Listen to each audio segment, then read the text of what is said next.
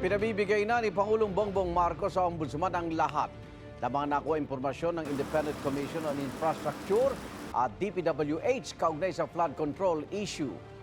Partikular ang mga aligasyon kina dating House Speaker Martin Romualdez at dating Congressman Saldi Co. Lahat ng nakuha nila na impormasyon ay ire-refer, ibibigay na sa Ombudsman para imbestigahan. Ito ay tungkol sa mga impormasyon ng dating Speaker Martin Romualdez at saka ni Saldi Co.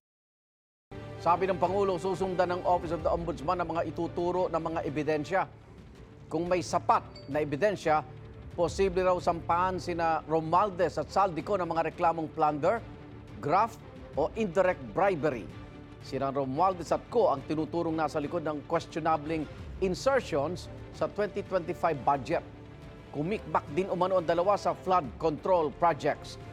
Nauna na itinanggi ni Romualdez ang mga aligasyon, si Co naman idiniin si Romualdez at ang Pangulo kaugnay sa insertions. May 3 ng kaso sa Sandigan Bayan laban kay Co, kaugnay sa substandard flood control project sa Nawan Oriental, Mindoro.